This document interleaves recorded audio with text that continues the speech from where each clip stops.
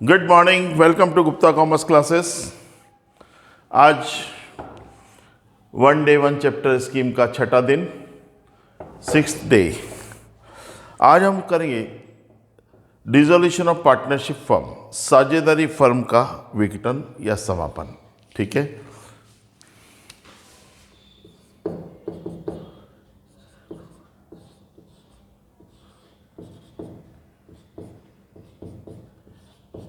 Dissolution of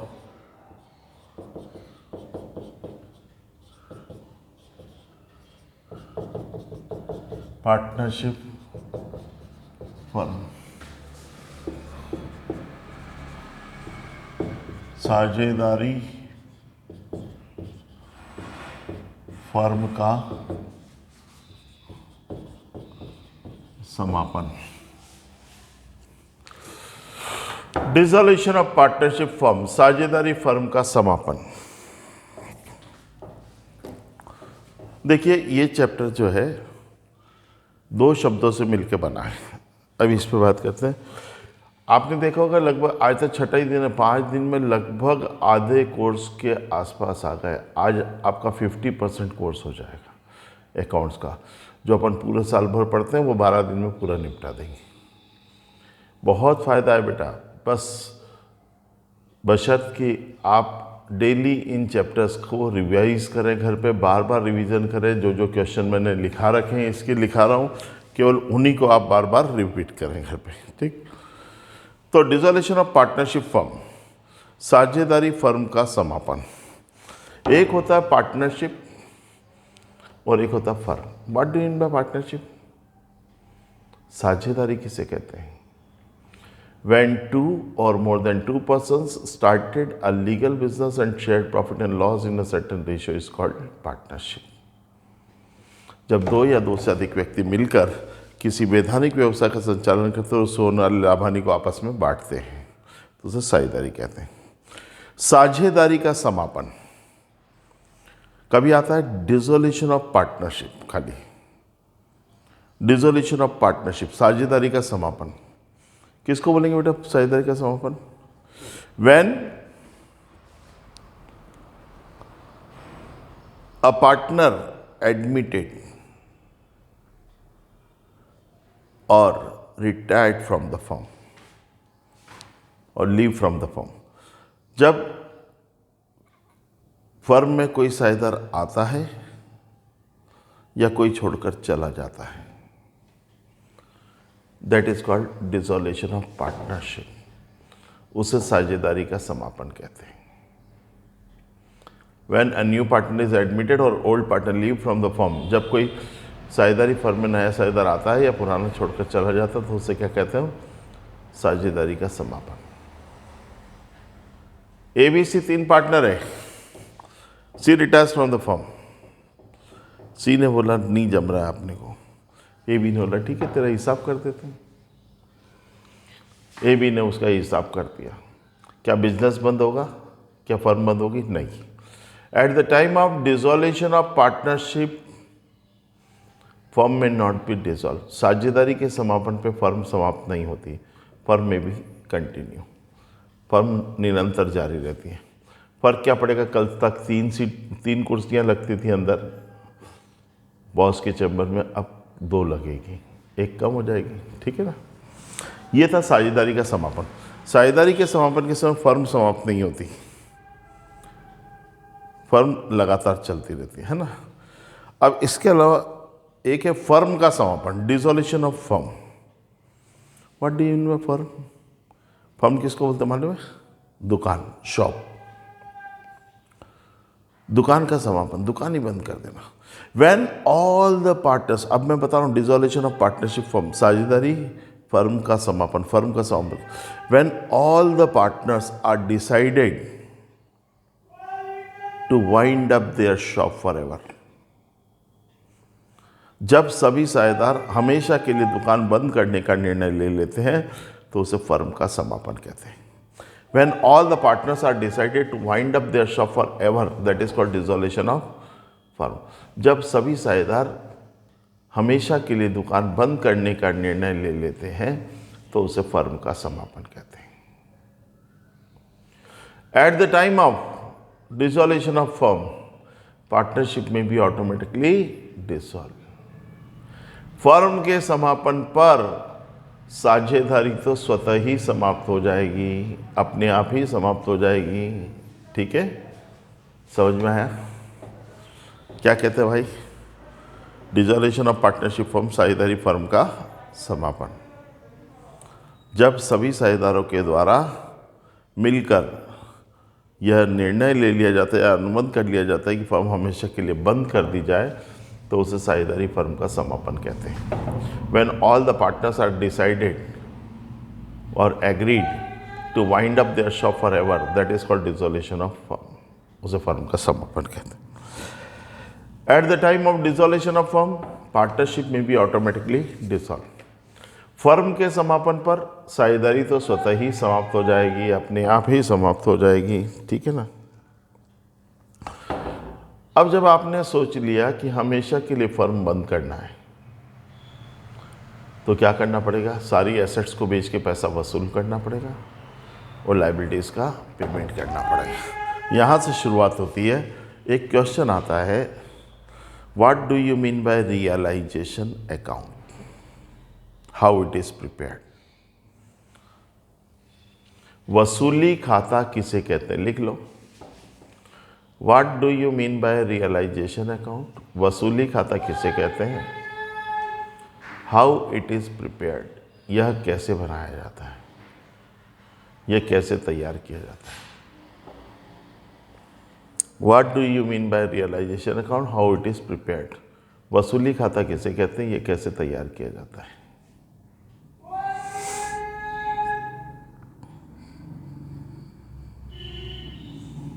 ठीक है बेटा, किसको बोलते हैं what do you mean by realisation account, वसूली खाता किसे कहते हैं?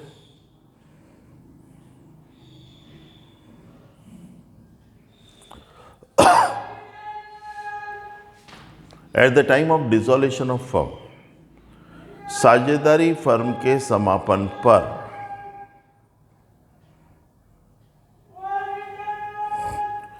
At the time of dissolution of firm, साझेदारी फर्म के समापन पर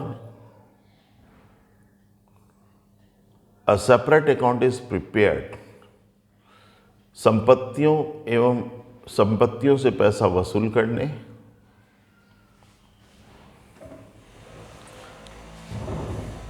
at the time of dissolution of firm, a separate account is prepared for realizing cash from sale of assets and paid to the liabilities.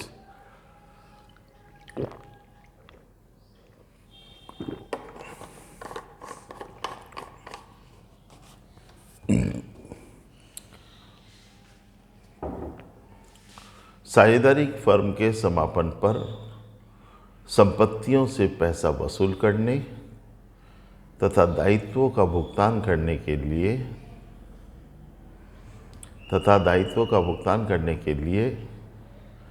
अलग से खाता तैयार किया जाता है। A separate account is prepared for realising cash from sale of assets and payment to the liabilities. That account is called realisation account. संपत्तियों से पैसा वसूल करने तथा दायित्वों का भुगतान करने के लिए अलग से खाता तैयार किया जाता है, जिसे वसूली खाता कहते हैं। इज कॉल्ड रियलाइजेशन अकाउंट, जिसे वसूली खाता कहते हैं। इट इज प्रिपेयर्ड, यह फर्म के जीवन काल में it is prepared only once in whole life of the firm. यह फर्म के जीवन काल में केवल एक ही बार बनाया जाता है। It is prepared only once in whole life of the firm. यह फर्म के जीवन काल में केवल एक ही बार बनाया जाता है। It is prepared only once in whole life of the firm. यह फर्म के जीवन काल में केवल एक ही बार बनाया जाता है। इट इज़ प्रिपेयर्ड, यह फर्म के समापन पर बनाया जाता है। It is prepared eight the time of dissolution of firm, यह फर्म के समापन पर बनाया जाता है। It is prepared eight the time of dissolution of firm, यह फर्म के समापन पर बनाया जाता है। अब कैसे बनाते हैं, लिखो पैराग्राफ चेंज करके, all those assets which are to be realised, वे समस्त संपत्तियां, all those assets which are to be realised, वे समस्त संपत्तियां जिनसे राशि वसूल करनी हो, all those assets which are to be realised, वे समस्त संपत्तियां जिनसे राशि वसूल करनी हो, एंड ऑल दोज लायबिलिटीज, तथा वे समस्त दायित्व, एंड ऑल दोज लायबिलिटीज, तथा वे समस्त दायित्व which are to be paid, जिन्हें भुगतान करना हो, वे समस्त संपत्तियां जिनसे पैसा वसूल करना हो तथा वे समस्त दायित्व जिनको भुगतान करना हो, are cross entered in the realisation account, उन्हें वसूली खाते में लिखा जाता है।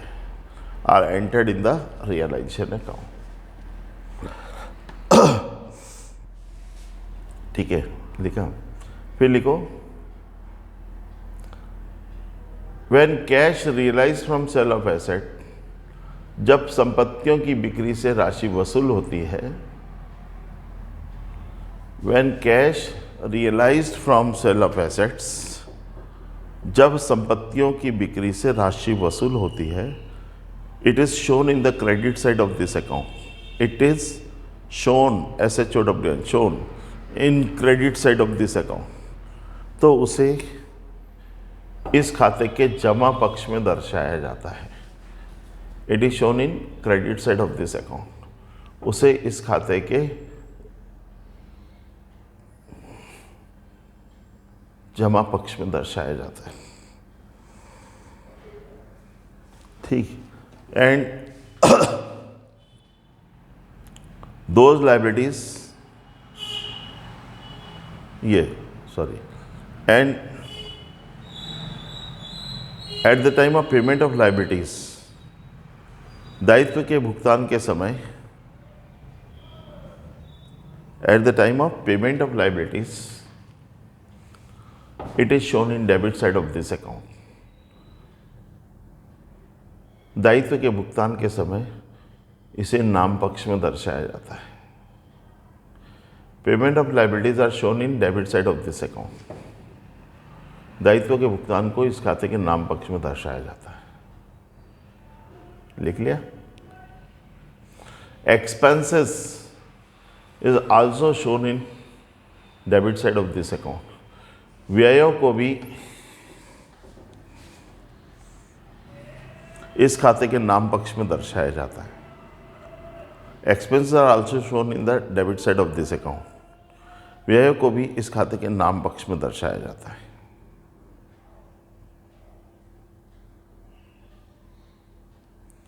ठीक है। The balance of this account, इस खाते का शेष, the balance of this account shown SHOWN, इस खाते का शेष वसूली पर होने वाले, the balance of this account shown profit और loss on revaluation of assets and realization of assets and liabilities, realization of assets and liabilities, इस खाते का शेष वसूली पर होने वाले लाभ या हानि को दर्शाता है। The balance of this account shown profit और loss on realisation of assets and liabilities, which is transfer to, जिसे साझेदारों के खाते में which is transfer to partners capital account in their ratio, which is transfer to partners capital account in their ratio, जिसे साझेदारों के खातों में हस्तांतरित कर दिया जाता है। Which is transfer to partners capital account in their ratio, जिसे साझेदारों के खाते में हस्तांतरित कर दिया जाता है, इज कॉल्ड रियलाइजेशन अकाउंट, जिसे वसूली खाता कहते हैं, इज कॉल्ड रियलाइजेशन अकाउंट, जिसे वसूली खाता कहते हैं। लिख लिया। अगला क्वेश्चन बिल्कुल सिंपल लैंग्वेज में लिखा रहा है बेटा, किताब से पढ़ते हैं इतना समझ में नहीं आता है, पर ये ऐसी भाषा है, ऐसा लैंग्वेज है कि आप एक बार पढ़ लोगे तो ही आपको याद हो जाएगा। अगर आप क्लास में अच्छी तरह सुन रहे हो तो भी आपको याद हो जाता है। ठीक है, अगला क्वेश्चन लिखो।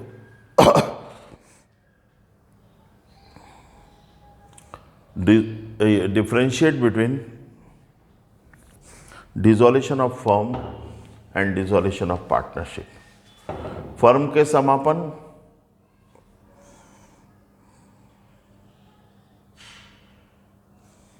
फर्म के समापन तथा साझेदारी के समापन में अंतर बताइए। Differentiate between dissolution of firm and dissolution of partnership. Firm के समापन तथा साझेदारी के समापन में अंतर बताओ। Differentiate between dissolution of firm and dissolution of partnership. Firm के समापन तथा साझेदारी के समापन में अंतर बताइए। बताओ, कॉलम ड्रा कर लो।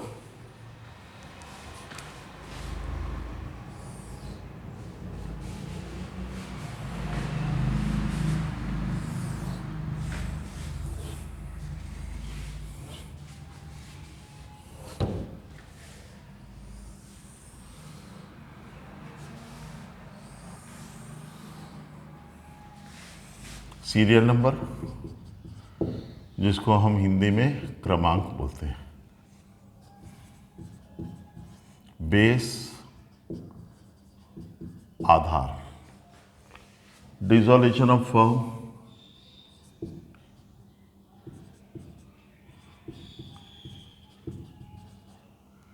डिसॉल्यूशन ऑफ फर्म, फर्म का समापन, डिसॉल्यूशन ऑफ फर्म। और यहां लिख देंगे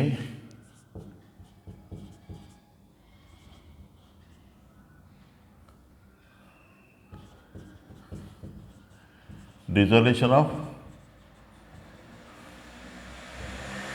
पार्टनरशिप,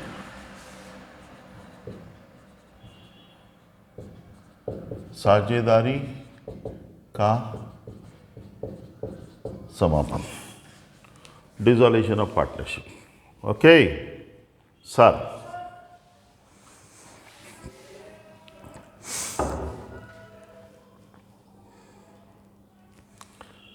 सबसे पहले हमें लिखना चाहिए मीनिंग, अर्थ। पहला पॉइंट लिख लेते हैं। पॉइंट नंबर फर्स्ट, मीनिंग, अर्थ।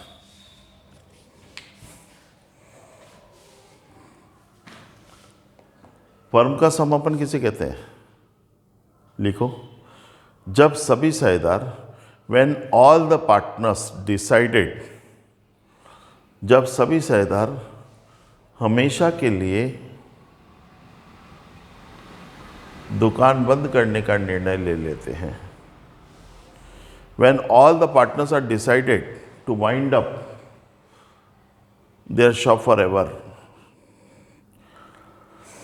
जब सभी साझेदार हमेशा के लिए दुकान बंद करने का निर्णय ले लेते हैं तो उसे फर्म का समापन कहते हैं। When all the partners are decided to wind up their shop forever, that is called dissolution of firm. ठीक है,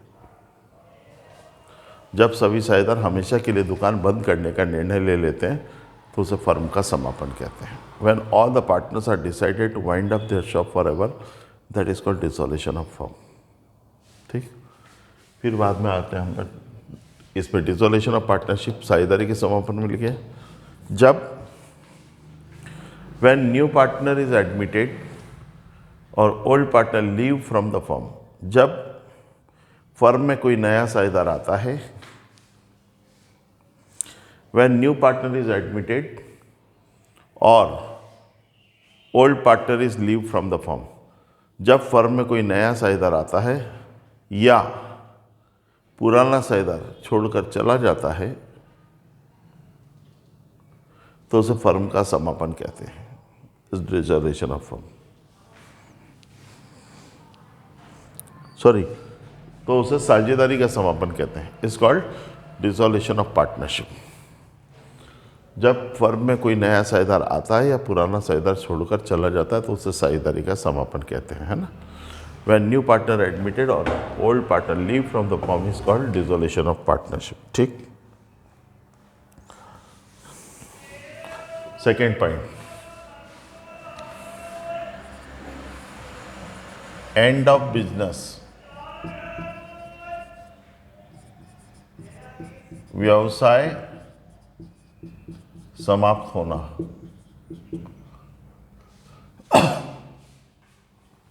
एंड ऑफ बिजनेस, व्यवसाय का समाप्त होना, क्या होगा बेटा?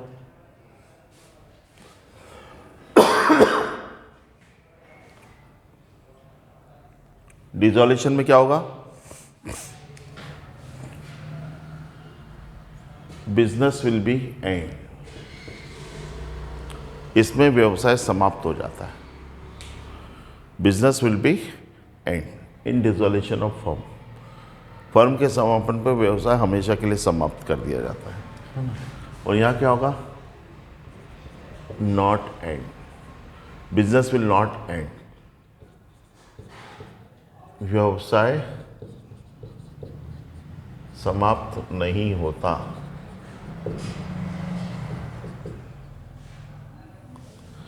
Business will not be and, it will be continue, it will be continue, यह निरंतर जारी रहता है।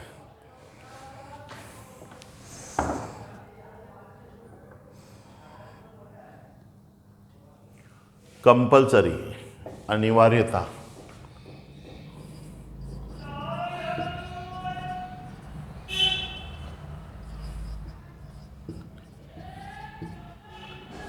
अनिवार्य, कंपल्सरी, फर्म के समापन पर साझेदारी अनिवार्य रूप से समाप्त हो जाती है। Eight the time of dissolution of firm, लिखो इसमें अनिवार्यता में, फर्म के समापन पर, at the time of dissolution of firm, firm के समापन पर पार्टनरशिप में भी कंपल्सरीली डिसॉल्व, फर्म के समापन पर साझेदारी अनिवार्य रूप से समाप्त होगी।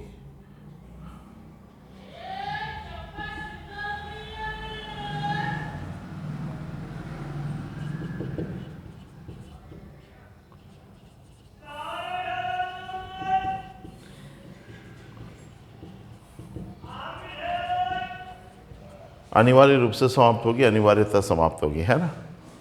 और यहाँ क्या लिखेंगे? Eight the time of dissolution of partnership, साझेदारी के समापन पर फर्म में नॉट बी डिसॉल्व, फर्म समाप्त नहीं होगी,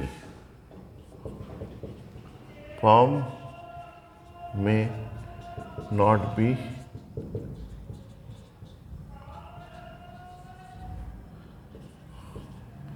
फर्म समाप्त नहीं होती,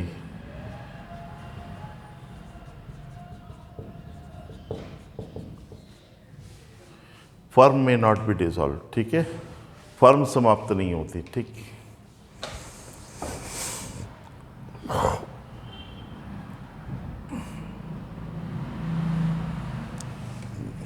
कॉजेस, कारण,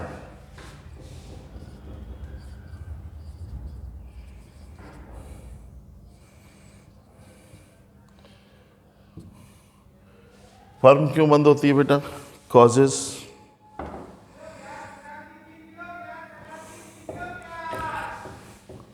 इसका क्या होता है? It is dissolve by agreement, या अनुबंध के कारण,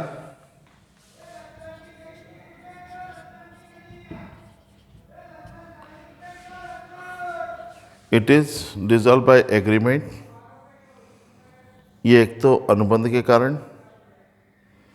कंपल्सरी डिसोल्यूशन, अनिवार्य समापन।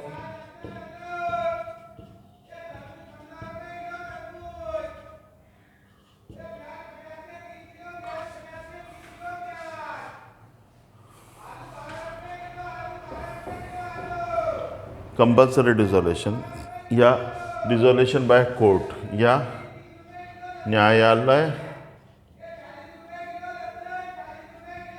द्वारा फर्म का समापन होता है।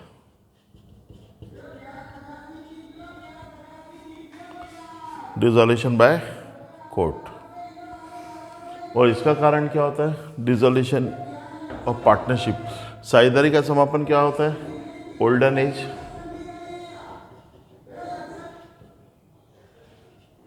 जिसको हम बोलते हैं वृद्धा अवस्था। ओल्डन एज याद है ना आपको? Serious disease,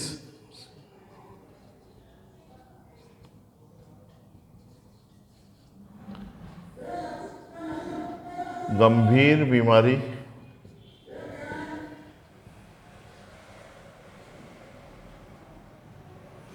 serious disease, dispute,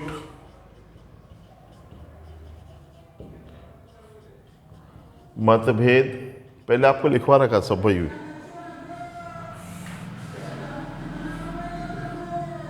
made, पागल,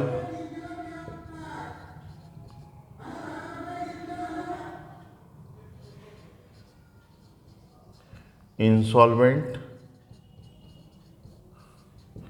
दिवालिया आदि कारण हो सकते हैं इसके, है ना? ठीक है, कारण बता दिए मैंने। प्रिपेयर, ये डिसोल्यूशन ऑफ फर्म है ना? ठीक हो गया बेटा। ये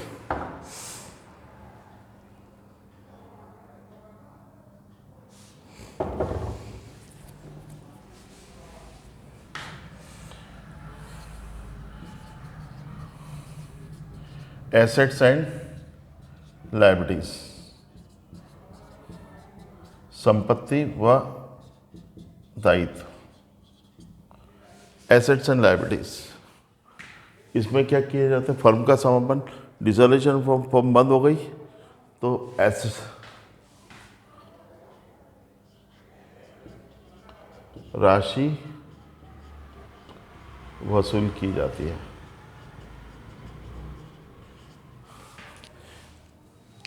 कैश रियलाइज, क्या लिखेंगे? Cash realise from sale of assets and liabilities. Cash realise, राशि वसूल की जाती है। और यहाँ क्या किया जाता है? Assets and liabilities are revalued, संपत्ति और दायित्व का पुनर्मूल्यांकन किया जाता है। क्या किया जाता है?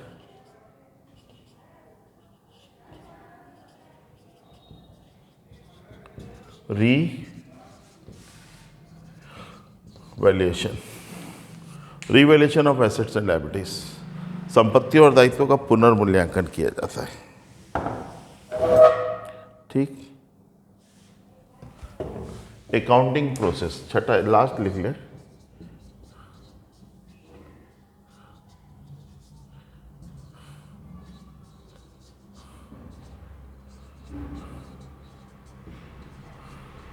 लेखांकन प्रक्रिया, अकाउंटिंग प्रोसेस, लेखांकन प्रक्रिया।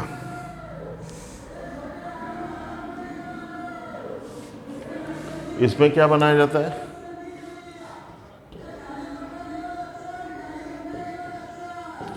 रियलाइजेशन अकाउंट इज प्रिपेयर्ड, वसूली खाता बनाया जाता है।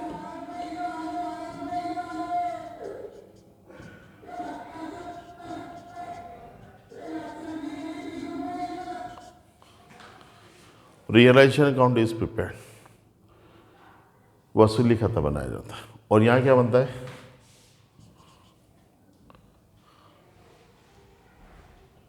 री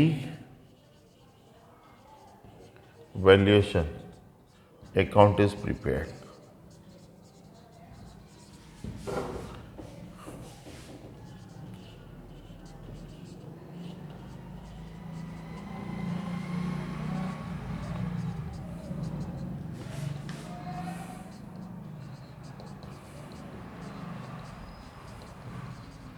रिवैल्यूएशन अकाउंट इज प्रिपेयर्ड, पुनर्मूल्यांकन खाता बनाया जाता है।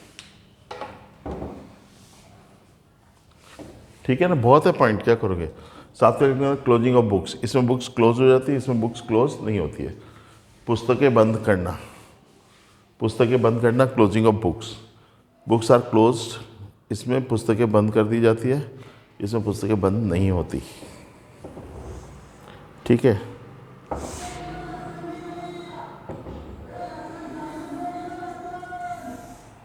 अब अगला क्वेश्चन लिखिए। फर्म के समापन की विधियों का वर्णन करो।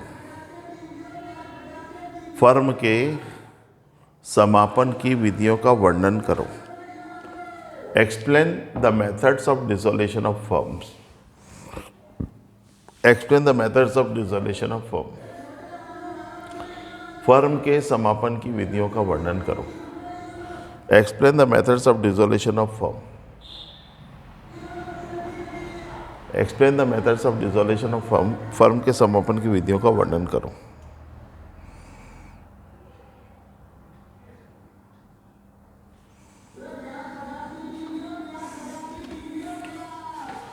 ये तो आप सभी को मालूम है ना, Indian partnership act 1932 is applicable in India.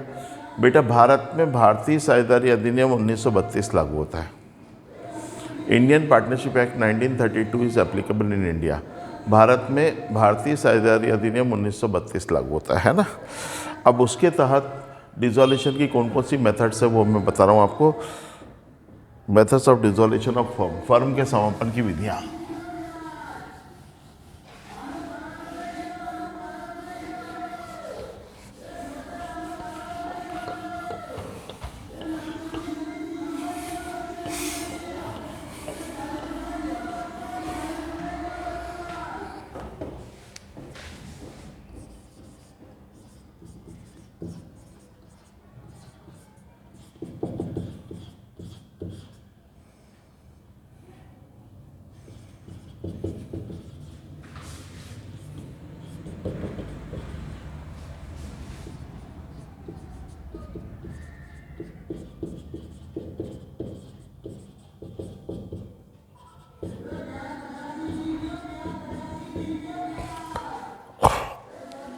Firm के समापन की विधियां।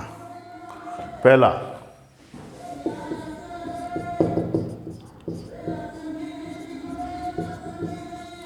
डिसोल्यूशन बाय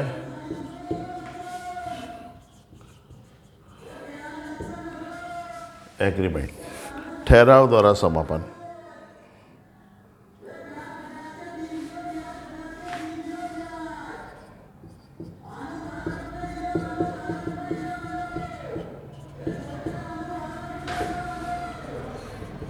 धारा 40 अंडर सेक्शन 40।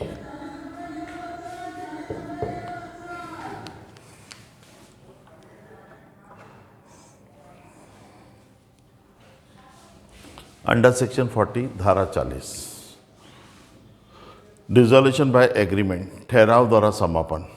इसमें लिखेंगे, एरो लगा के लिखिए, व्हेन ऑल द पार्टनर्स, जब सभी साझेदार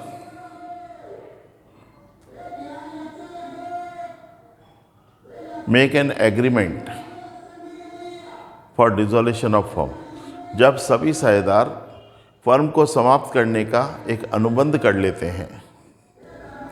when all the partners are make an agreement of dissolution of firm, जब सभी साझेदार फर्म को समाप्त करने का अनुबंध कर लेते हैं,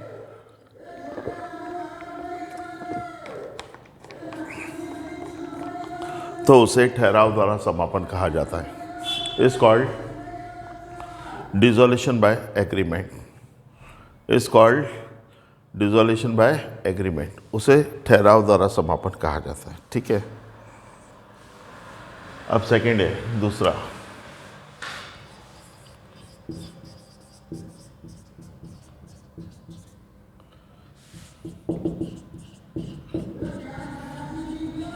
कंपल्सरी डिसोल्यूशन, अनिवार्य समापन। अंडर सेक्शन चलता रहेगा, अंडर सेक्शन 41 धारा 41।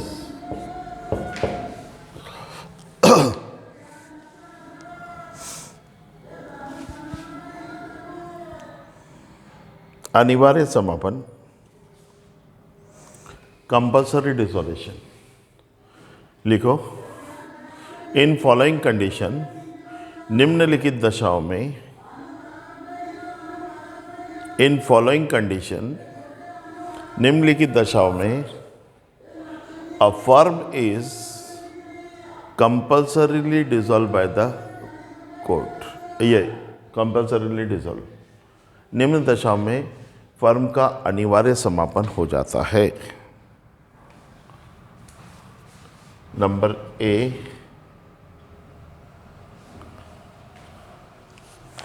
पॉइंट नंबर ए लिखना है इसमें, व्हेन ऑल द पार्टनर्स, जब सभी साझेदार,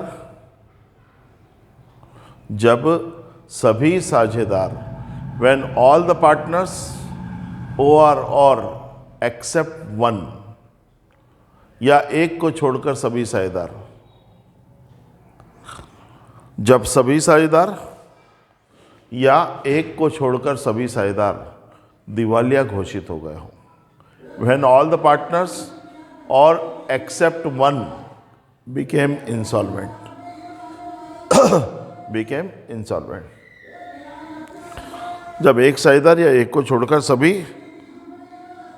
साझेदार दिवालिया घोषित हो गए हों। B point, when,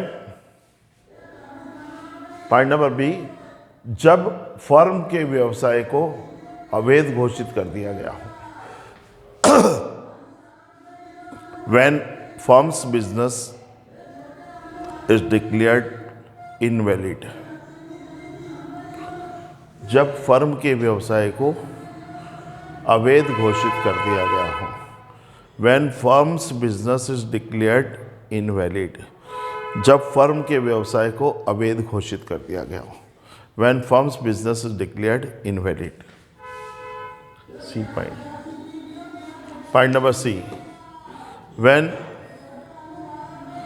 the number of partners became more than 50, यदि साझेदारों की संख्या 50 से अधिक हो।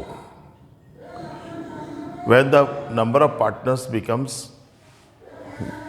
above 50 या more than 50, यदि साझेदारों की संख्या 50 से अधिक हो। ये तीन कंडीशंस है जिसमें एक फर्म कंपल्सरीली डिसॉल्व हो जाती है। ठीक है, उसके बाद आता है कॉन्टीजेंसी डिसॉल्यूशन।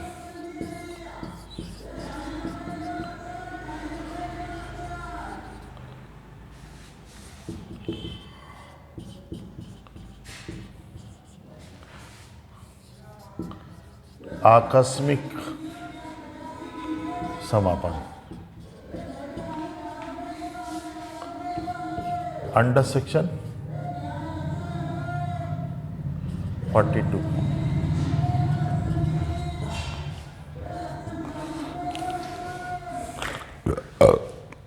आकस्मिक समापन, कॉन्टीजेंसी डिसॉल्यूशन।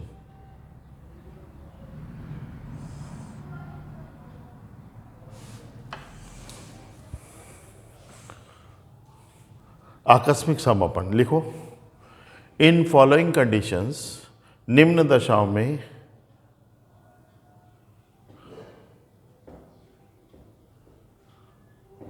फर्म का आकस्मिक समापन हो जाता है। In following condition a firm is dissolve contingently. In following condition, निम्न दशाओं में फर्म का आकस्मिक समापन हो जाता है। In following condition a firm is dissolve contingently. वो क्या चीज़ है? अब इसमें लिखना पॉइंट नंबर ए,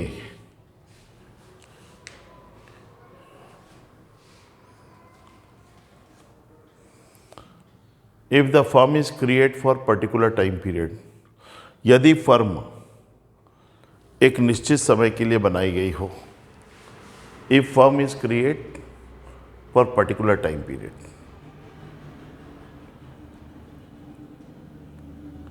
यदि फर्म एक निश्चित समय के लिए बनाई गई हो तो then at the time of completion of time period, तो समय समाप्ति पर, then at the time of completion of time period firm will be automatically dissolve, तो समय समाप्ति पर फर्म स्वतः ही समाप्त हो जाएगी।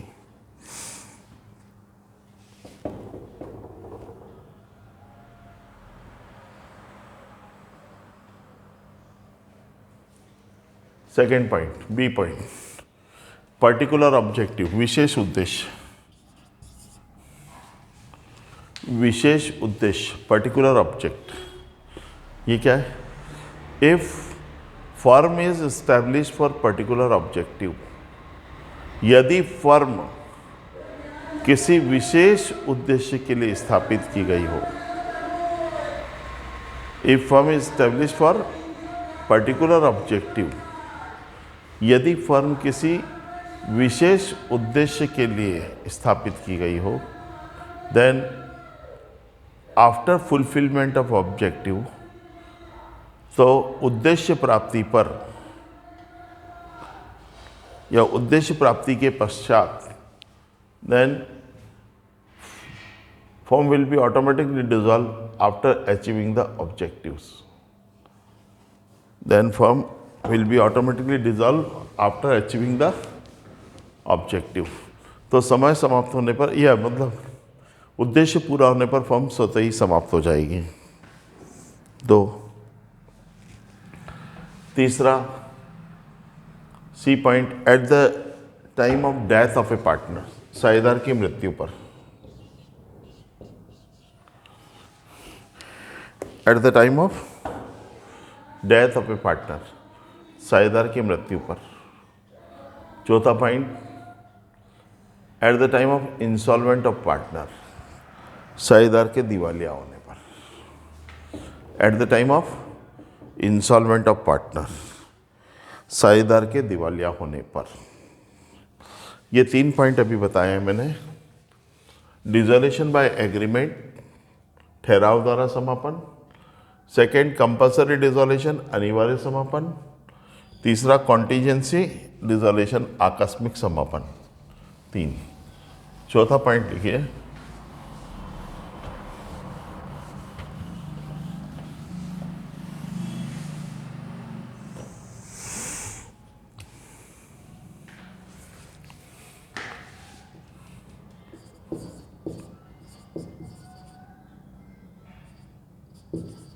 वॉलंटरी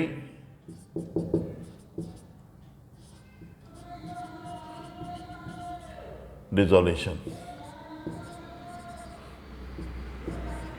ऐच्छिक समापन। अंडर सेक्शन धारा 43।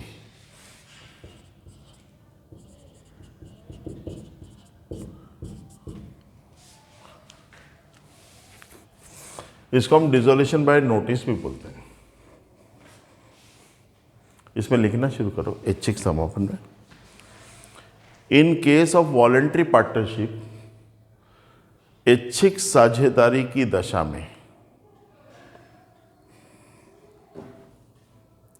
Eight the time of voluntary partnership, ऐच्छिक साझेदारी की दशा में, at the time of voluntary partnership, यदि कोई साझेदार, if any partner gave written notice, यदि कोई साझेदार अन्य साझेदारों को, if any partner gave written notice to other partners for dissolution of firm, यदि कोई साझेदार अन्य साझेदारों को फर्म के समापन का नोटिस दे देता है, फर्म के समापन का लिखित नोटिस, लिखित सूचना या नोटिस दे देता है, then firm will be dissolve, तो फर्म का समापन हो जाता है। इसका मतलब ये वॉलंटरी डिसोल्यूशन, ऐच्छिक समापन, जब तक इच्छा जब तक काम करो। कोई भी पार्टनर अगर लिख के दे देता है, रिटर्न नोटिस दे देता है to other partners for dissolution of firm, firm को समाप्त करने का अन्य साझेदारों को वो लिखित नोटिस दे देता है, तो उसी दिन फर्म का समापन हो जाता है ना। Same day firm will be dissolve. और पांचवा लास्ट है डिसोल्यूशन बाय कोर्ट, न्यायालय द्वारा फर्म का समापन।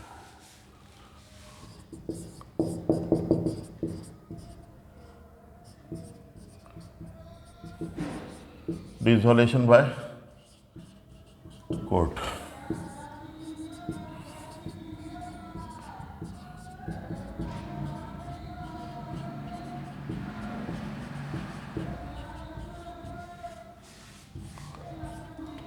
अंडर सेक्शन 44, न्यायालय द्वारा फर्म का समापन। डिसोल्यूशन बाय कोर्ट,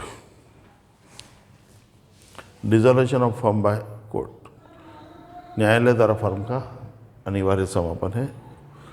लिखो, इन फॉलोइंग कंडीशन, निम्न दशाओं में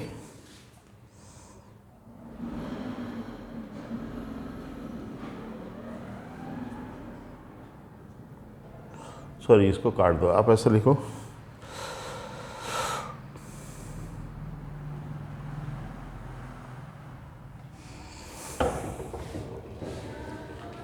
यदि कोई साझेदार, if any partner applied in the court, यदि कोई साझेदार फर्म में, ये न्यायालय में, यदि कोई साझेदार न्यायालय में फर्म के समापन के लिए आवेदन देता है, if any partner applied in the court for dissolution of firm, यदि कोई साझेदार न्यायालय में फर्म के समापन के लिए आवेदन देता है, if any partner applied in the court for dissolution of firm, then तो इन फॉलोइंग कंडीशंस, निम्न दशाओं में,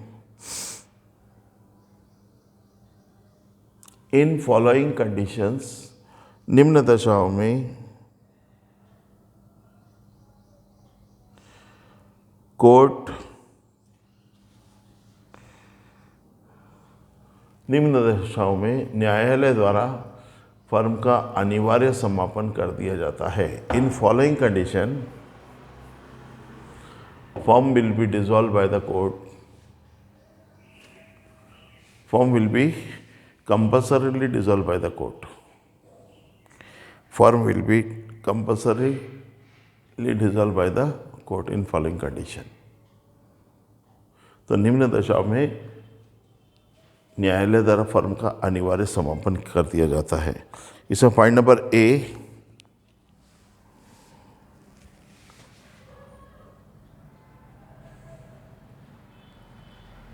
at the time of unsound partner, unsound mind of partner, साझेदार का अस्वस्थ मस्तिष्क होना, मतलब पागल होना, लिख दो, तुम तो सीधे लिख दो, साझेदार का पागल होना।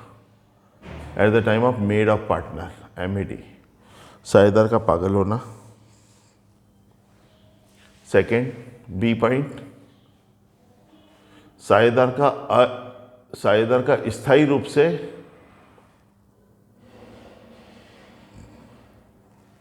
अयोग्य हो जाना, स्थायी रूप से कार्य के लिए अयोग्य हो जाना। Permanently disable, when the partner is permanently disable to do the work, यदि कोई साझेदार हमेशा के लिए काम करने के लिए असमर्थ हो जाता है, डिसेबल हो जाता है, तो उसको दो। तीसरा, बैड कैरेक्टर ऑफ पार्टनर, यदि कोई साझेदार चरित्रहीन होता है। बैड कैरेक्टर ऑफ पार्टनर, यदि कोई साझेदार बैड कैरेक्टर होता है, चरित्रहीन होता है। नंबर डी, चौथा, when any partner not follow the agreement, partnership agreement, यदि कोई साझेदारी संलेख का पालन नहीं करता है। When any partner not follow the partnership deed, यदि कोई साझेदारी संलेख के नियमों का पालन नहीं करता है। अगला point, when partner transfer their interest to other person, जब कोई साझेदार अपना हित दूसरे व्यक्ति को हस्तांतरित कर देता है। When a partner transfer their interest to other person, जब कोई साझेदार अपना हित दूसरे व्यक्ति को हस्तांतरित कर देता है।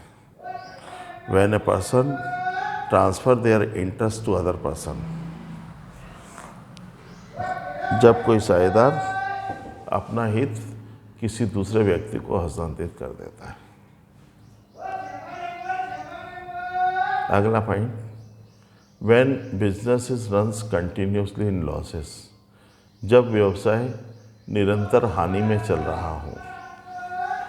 When business continuously runs in losses, जब व्यवसाय निरंतर हानि में चल रहा हो। ठीक है,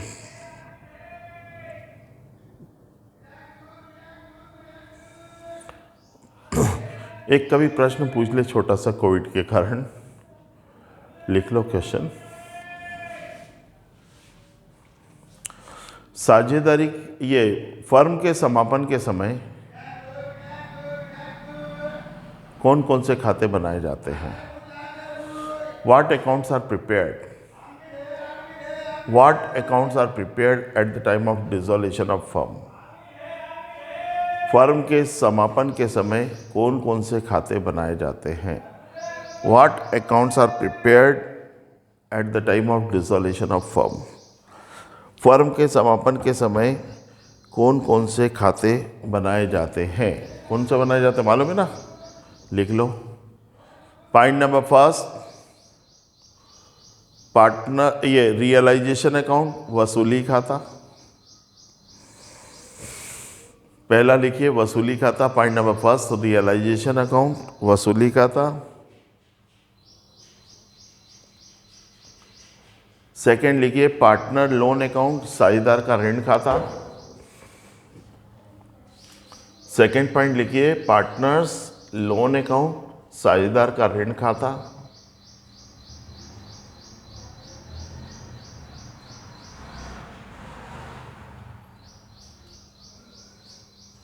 तीसरा,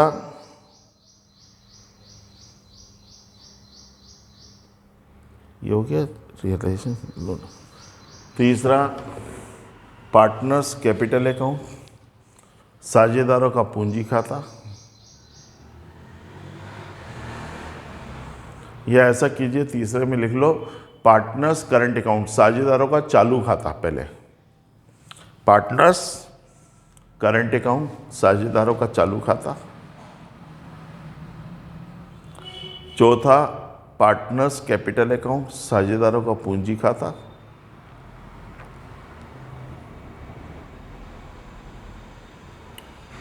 और पांचवा और आखिरी है रोकड़ खाता या बैंक खाता, cash account oblique bank account. Cash account और बैंक अकाउंट, रोकड़ खाता या बैंक खाता।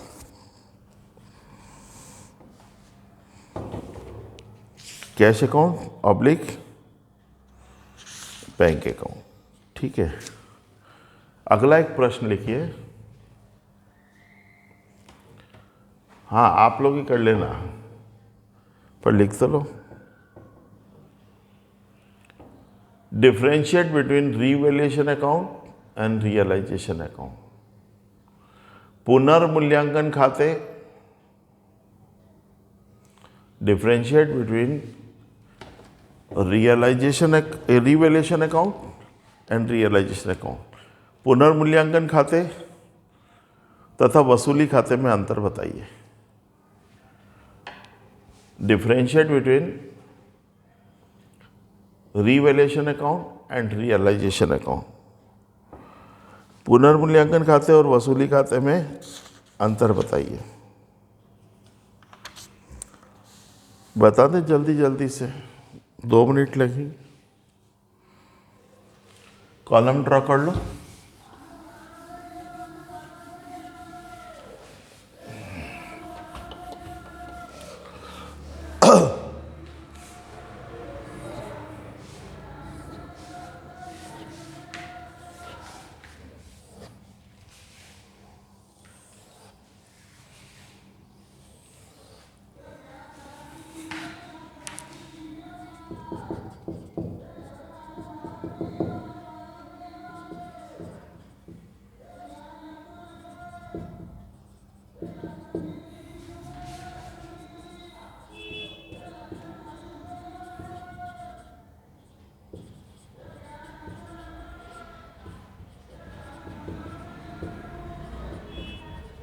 पुनर्मूल्यांकन खाता, रिवैल्यूएशन अकाउंट,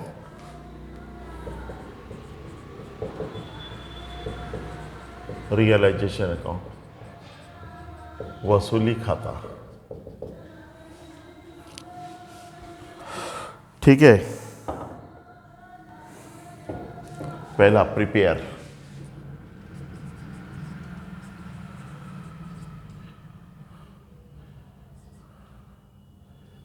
प्रिपेयर या made, banana.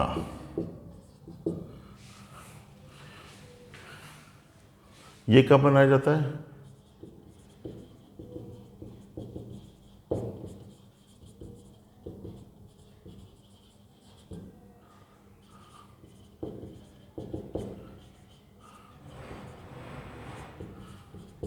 It is prepared at the time of admission or death of a partner।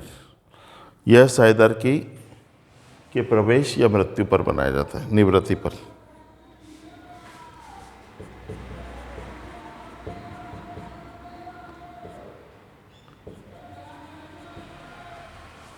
Admission, retirement and death, प्रवेश, मृत्यु और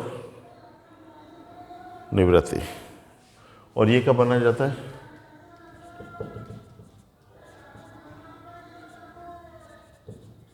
डिसॉल्यूशन ऑफ फर्म, फर्म के समापन पर बनाया जाता है। It is prepare at the time of dissolution of firm.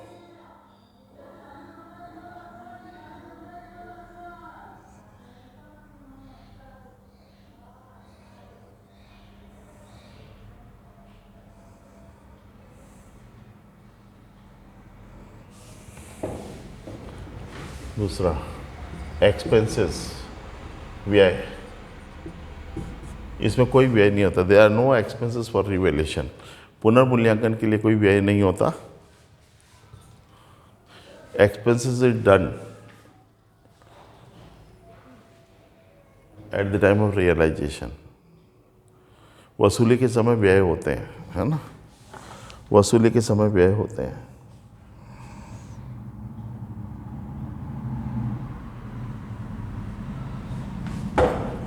Position of account,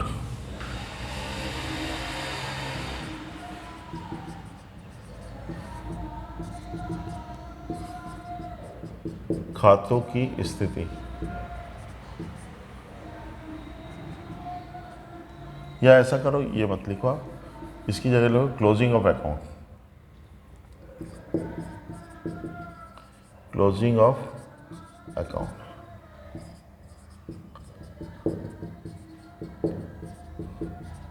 बंद करना। Closing of account,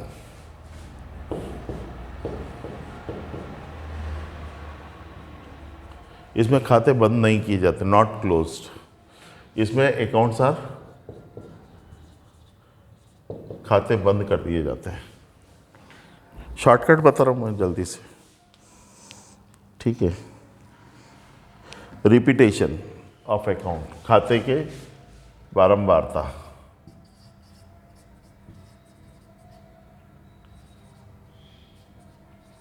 repetition of account, खाते की बारंबारता। It is prepared again many times, ये कई बार बनाया जाता है, ये बार बार बनाया जाता है। It is prepared again and again, यह बार बार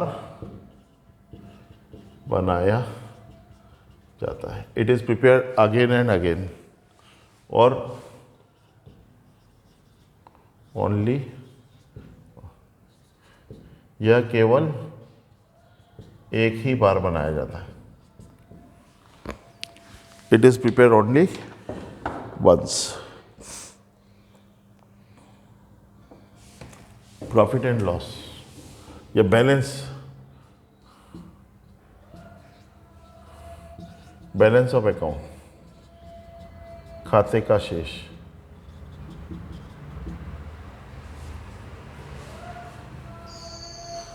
transfer to partners capital account,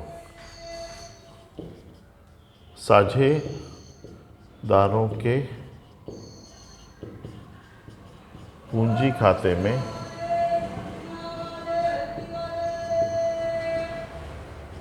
वितरित किया जाता है। यहां भी यही लिखेंगे सेम।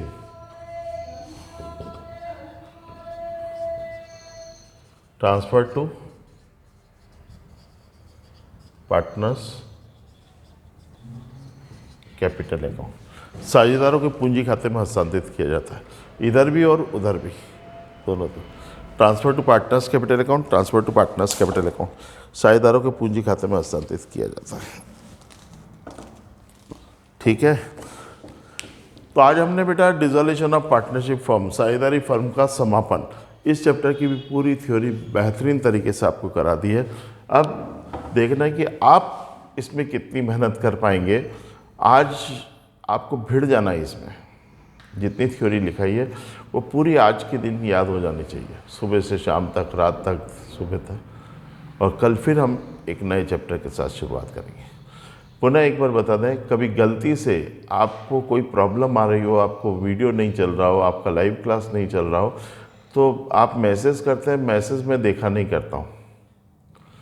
अगर कोई समस्या है तो हाथों हाथ मेरा नंबर सबके पास है, मोबाइल नंबर, हाथों हाथ फ़ोन लगा लीजिए, तो फ़ोन पर आपकी शंका का समाधान होगा, आपकी समस्या का समाधान होगा, है ना। आपका प्रॉब्लम रिजॉल्व करना है, आपको सॉल्व करना है, तो वो फ़ोन लगाना पड़ेगा, ठीक। कोई भी समस्या आती है, कुछ भी आपको पूछना, कुछ भी क्वेरी है, तो मैंने आपको बोल रखा है, जैसे ही क्लास ख़त्म होती है अगला आधा घंटा, मतलब जैसे 8:30 से 9:30 की क्लास है, 9:30 से 10:30 के बीच में आप फ़ोन लगाकर पूछ सकते हैं, है ना। माफ़ कीजिएगा जो बच्चे आज नहीं देख पाए फ़ीस के कारण, हम कुछ नहीं कर सकते।